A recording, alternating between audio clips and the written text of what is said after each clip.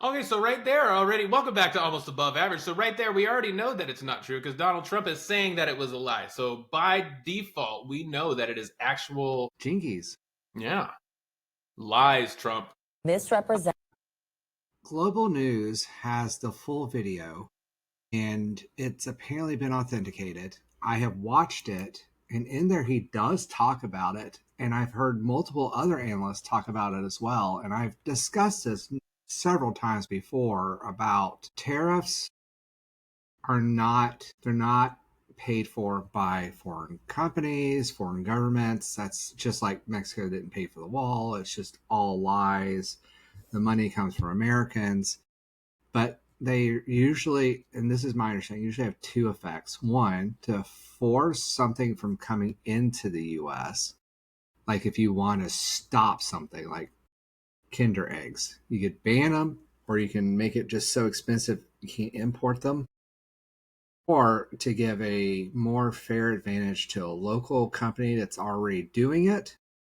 So like, oh, if it costs us, $3 to make a widget and China can make that same widget for $1, then if we tariff it $3, then it's $4, which means the American one's more desirable because it's $1 cheaper.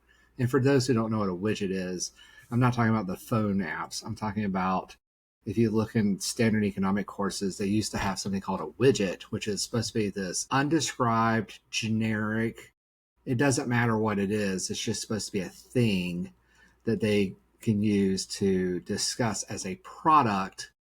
You don't know what it is. It doesn't matter. And that's the whole point of it being called a widget. It wasn't until iPhone started creating widgets that it became an actual thing. But this doesn't matter for the sake of this conversation what it is.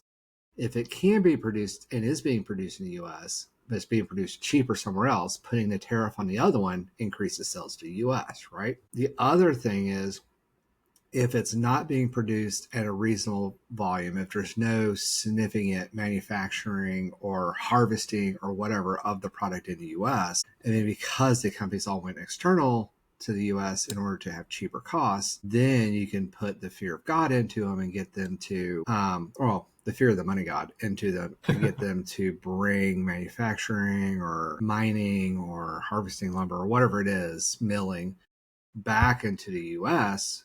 But generally that's done with the intention of, we're going to do this in 6 months. That's how long you got to get your operation up and running, or a year or 3 months or whatever would be reasonable.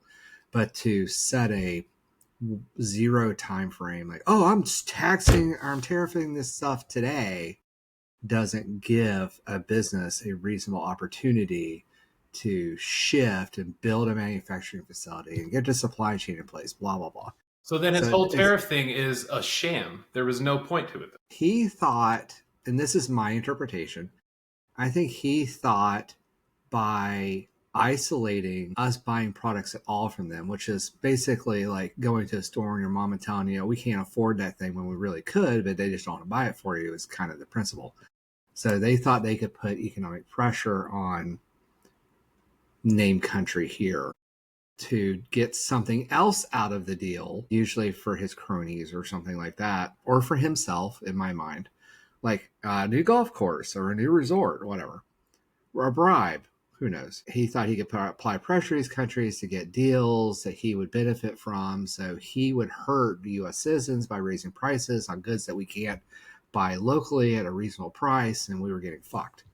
And that's what the tariffs ultimately ended up doing across the board. And then on top of it, because he was such a shit about it, we lost out on numerous different deals. What was it? $4 billion in soybean sales went to Argentina? Something like that, instead of us getting it because we had tariffs on China, and China said, screw you, we're going to go to Argentina and buy it cheaper and said, deal your shit. So was it Argentina or Venezuela? I thought it was Venezuela. Well, which one's the one we're giving $40 billion to? It's one of those. We're also blowing boats up from one of them. So crazy out here, guys. Argentina. So it was Argentina. My understanding of that whole thing is Argentina's economy is collapsing because it's being run by another Trump-like guy, and they put bets in place with the economy and it failed.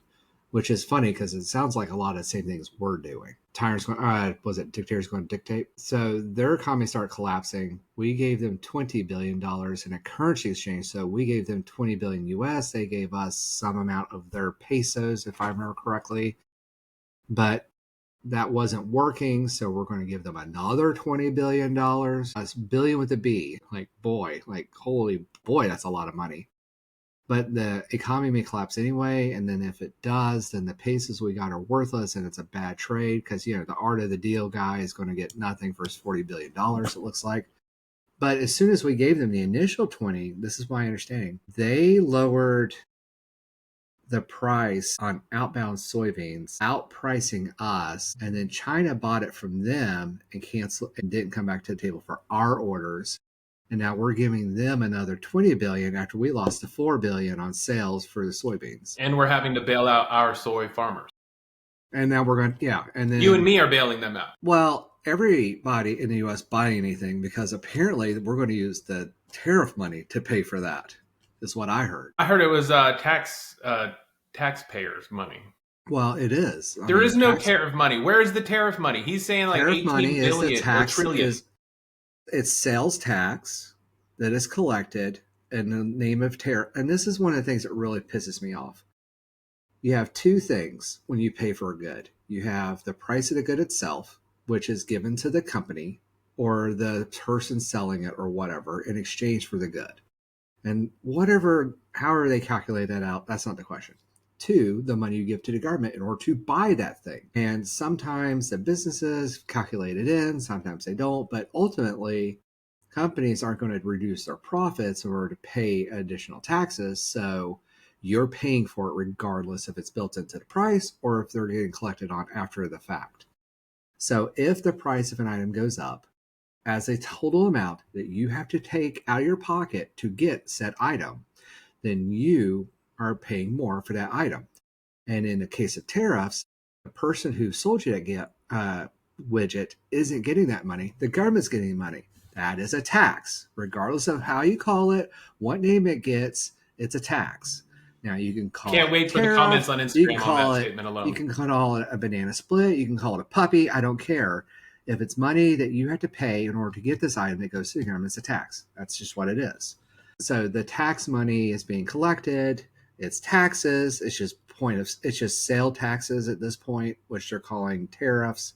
This money's coming from you. They're collecting it either on the inbound before you get the product, or they're catching it up after you get the product, or it's being calculated into the price. Like, it's getting there somewhere. That money is going to the government somehow.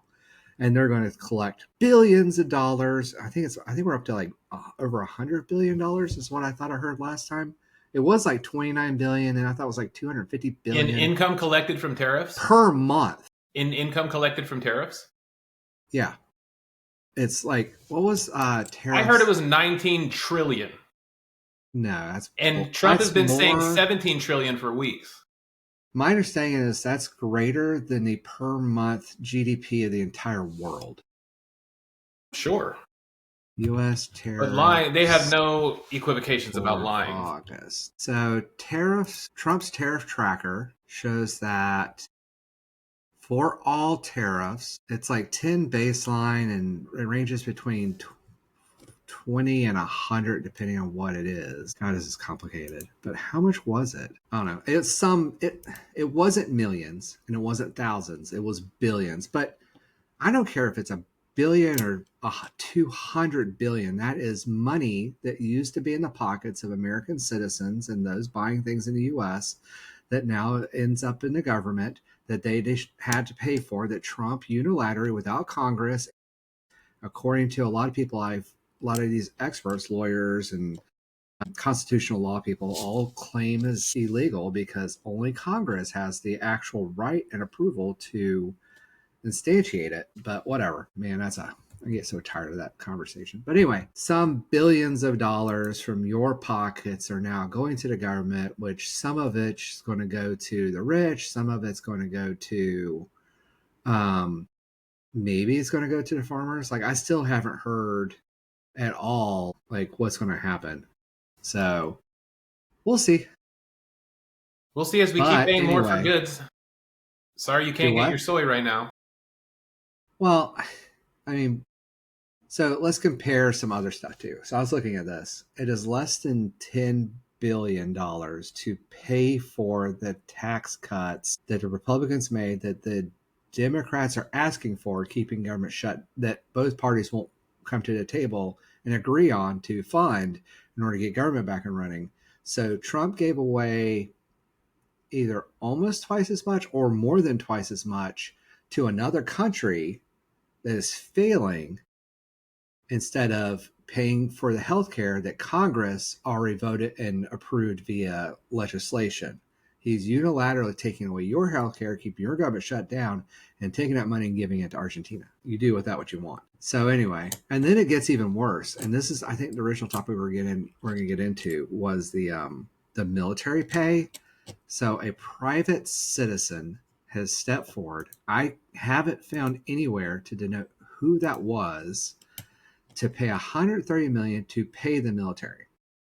So according to what I was reading just now, we have 1.3 active military. At $130 million, each American troop will get $100. And then somebody else responded that this is a clear violation of the Anti-Deficit or Deficiency Act, called unauthorized augmentation, and it violates 3 statutes. So not only is this potentially illegal, like it's a nothing burger. And the fact that a private citizen is paying this is sounding a lot like private armies. So we'll see how that goes. And that's Now not a good look for our country. Like, look at how does that look to the entire world? We can't afford as a nation to pay our troops, so our own citizens have to do it. We're not going to stand up to Russia like that. We're not going to stand up to China with that kind of weakness. Yeah, isn't it great? No. It's wonderful. No, it's not great. Now, I did go back and look, and apparently this has happened twice before. It was like 1890 something and then early 19 something. So end of 19th century, early 20s, like end of 19th century, early 20th century, a private citizen, and I can't find a name of it, stepped up and paid for 2 paychecks for the military. Now, our military was also a whole lot smaller back then, but did pay for it. And, you know, I'm sure some of these statutes and whatnot were passed in lieu of this behavior, but yeah, I mean, still. I wonder if it was a Republican. If I remember correctly, it was. That seems like a Democrat would do that. But let's talk about bailing stuff out. So let's transfer to the White House discussion real fast. So the White House East Wing was completely demolished. Trump had stated that wasn't going to happen. Lyon Levitt stated it wasn't going to happen, and it's gone right now. The ballroom that Trump is adding, which more like an airplane hangar, it's 90,000 square feet. I saw pictures comparing it to the one in Glenenstad, the Russian one that's over there. It's pretty neat. I'm sure I butchered that name, and I apologize for that. I cannot pronounce that. Glenenstad. Anyway, it was originally quoted at being $250 million, if I remember correctly. And then Trump also announced that the American taxpayers were going to pay for it and private people are going to pay for it. So donations, maybe? And then Trump just announced the list of people who are donating it. And I'm like, who's on that list? It doesn't feel good. Who's on the list? Is it like the prince from Saudi Arabia? Well, the Kim joke I Jong-un saw, said a donation. Putin gave us a nice donation. I bet the leader of Turkey and Hungary sent us a good donation. I'm sure there are people buying favor with Trump. But anyway, the joke I heard was it's probably the same people that make up the Epstein list. So maybe he did release the Epstein list.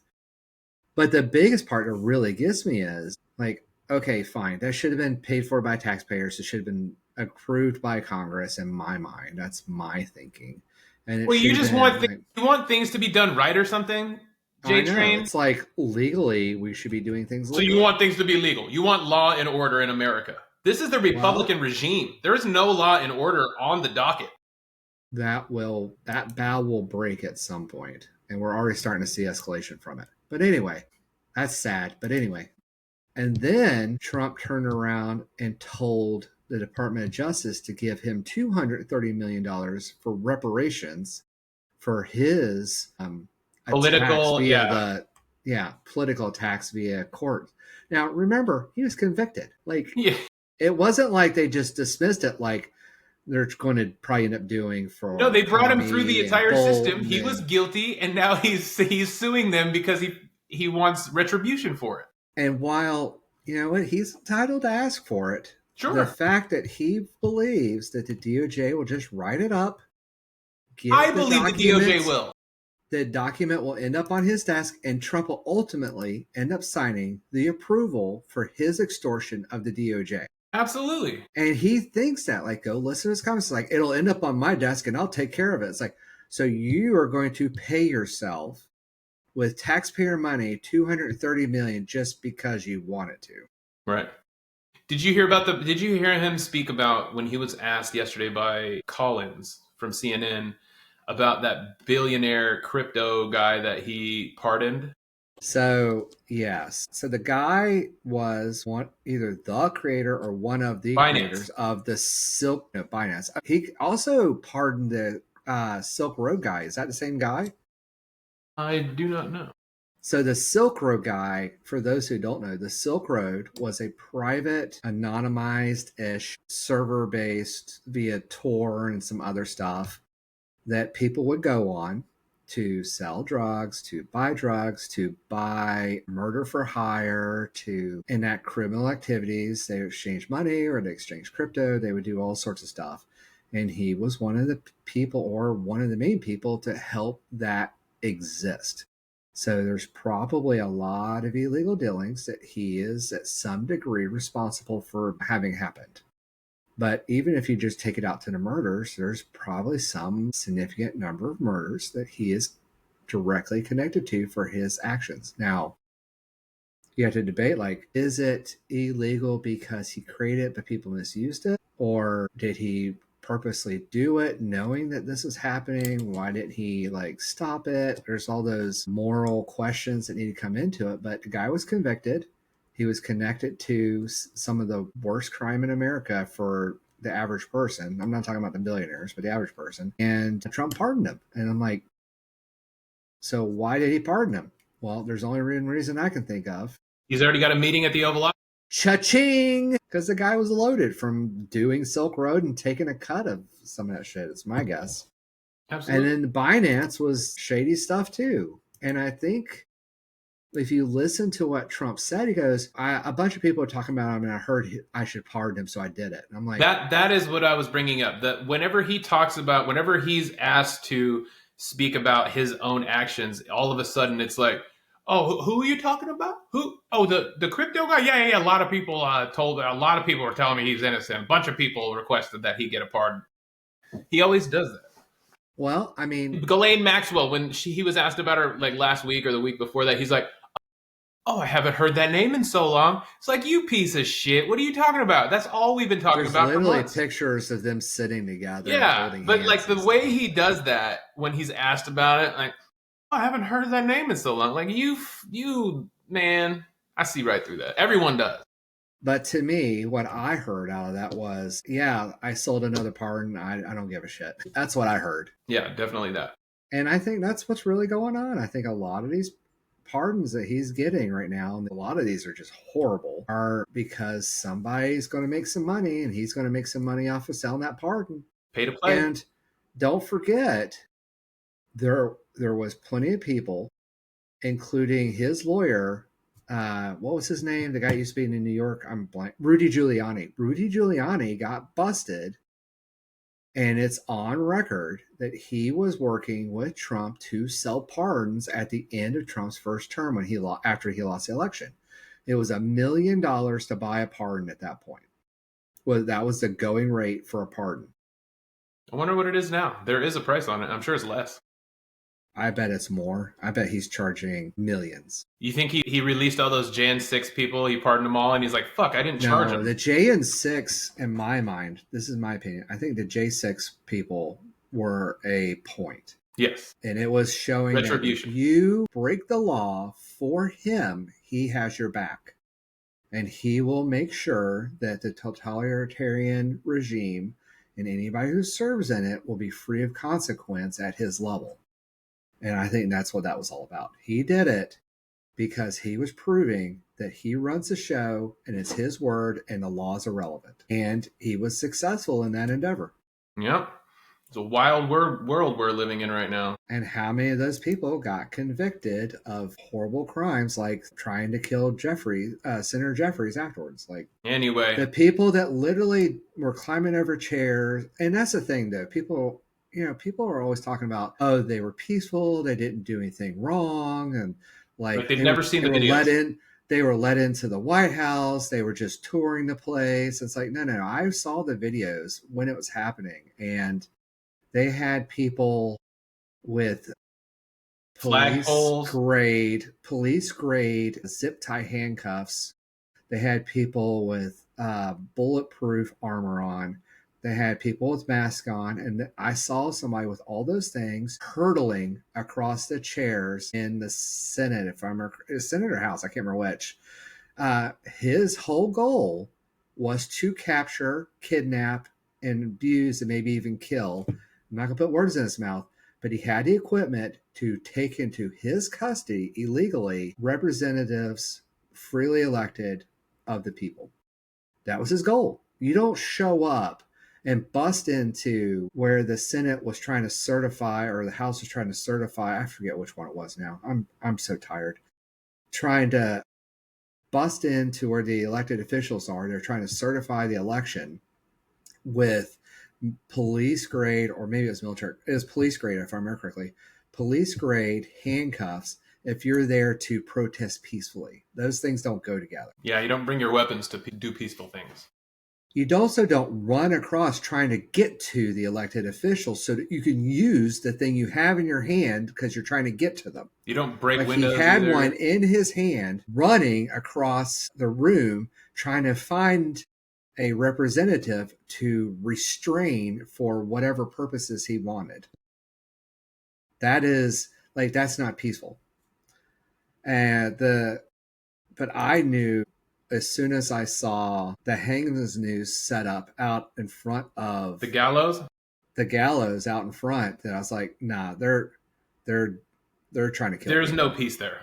In fact, there's a whole conversation that Mike Pence had where he said he feels extremely fortunate not to have gotten in the Secret Service limo right after that all happened, or while it was happening, because he believed that had he done that, he would have been murdered. So the vice president for Donald Trump thought his life was in danger, even in custody of Secret Service, at that insurrection, and was fearful of his life because of what Trump was doing. Trump had people riled up, busting in windows, climbing over walls, and let's not forget, there was plenty of shoving of police officers and knocking them down. Several died because of what happened.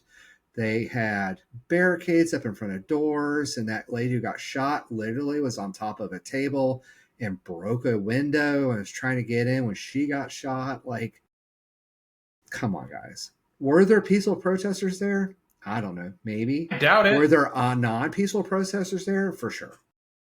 And unfortunately, we just live in a society right now where the all or nothing aspect of the retrospective of a group plays out more than the willingness to accept that a few bad apples are in the barrel with the good apples. And you can take that however you want, but that analogy is true. And I know during BLM, there was a lot of talk about, and I'll be honest with you, it's really hard for me to remember this, but I feel like several individuals were taken into custody that were paid to go do malicious acts and to bring negative light onto BLM.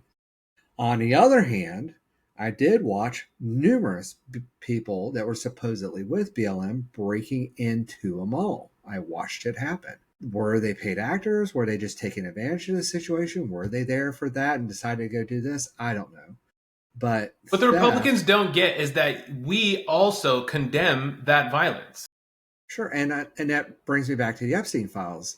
I've heard time and time again one of the reasons they're not releasing it is because Bill Clinton is on there, and recently there has been more and more information. Like with Virginia Duffy apparently was talking about Bill Clinton and her interactions with him, and if he participated and did stuff, I don't know of a single Democrat that says we should release Epstein files because of that. In fact, everyone that I know says, "Hey, if he actually did these things." Then fuck him on trial. Go ahead and get it done, dude. I like Bill Clinton. I actually like and respect Bill Clinton, but I promise you this: if we find out that he's on that list, no more. Like, send him to jail, put him on trial, find out what happened. Like, I think generally Democrats feel that way. And this is the hardest thing for so many people to understand, and it hurts me too, in that so many of the people that have been put in front of the American populace or the world at stage at large to be like, oh, this is somebody you should look up to and admire and worship, or you should be like, and then you find out the skeletons in a closet and you burn the whole thing in effigy. The ability to separate out the good deeds they did from the bad deeds they did and be respectful of the good deeds and condemn the bad deeds, like, there's almost nobody on this planet that hasn't done at least one bad thing to some degree. I've never done one bad thing, JTrain. I have been a good boy my entire life. Well, I wish you luck in heaven then.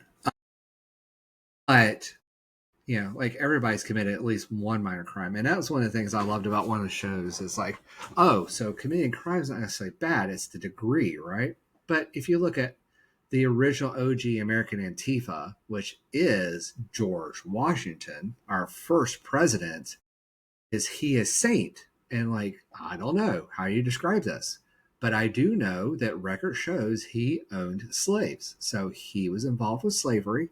He owned slaves. And because of what he did, regardless of any reason, like, oh, it was normal or it wouldn't have worked otherwise, blah, blah, like, throw out all the reasons. Maybe individual humans suffered as slaves because of him. Could he have, and could he, would he, should he's? That's not relevant. He's gone. There's nothing can change on that. And this is the history that we live in. On the other hand, he freed us from British rule. He freed us from the monarchy. He helped establish a democratic country that we all live in now and all benefit from to some degree. So, so was he a great man? Yes. Did he have some troubling issues that we would, as a society, have issues with now? Even Thomas Jefferson, who couldn't tell a lie, has a history. So, pretty much every president probably has some kind of skeleton in their closet. Yep. All right, JTrain. But I will say, if Clinton had problems with underage kids, then go get them. Thomas Jefferson enslaved over 600 human beings throughout the course of his life, according to slavery facts. And then I'm forgetting his name. The guy that died at the theater from the assassination. Lincoln.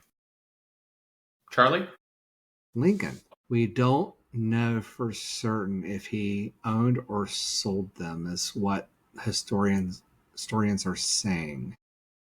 So who knows? But what are you going to do? All right. Well, let's leave it there, JTrain. Any final thoughts? We are witnessing the absolute destruction in order for Trump's gain on a scale that I didn't think was possible. We're watching complicity from both Republicans and Democrats not standing up and doing their job. And we need people to realize that what is happening right now can't just keep going on. We can't keep sitting back as a civilization. This country will not survive another 3 years of this behavior. If the government stays, like, there's a clock on the shutdown where things get really bad. At some point, we're going to lose our military. At some point, we're going to get 1.3 million unemployed people trying to find something else to keep their families alive and to keep them alive if we can't pay them. And when we lose enough of our military, what happens? Are we vulnerable to attack from another country? Oh, yeah. That gets really scary. Red Dawn kind of shit.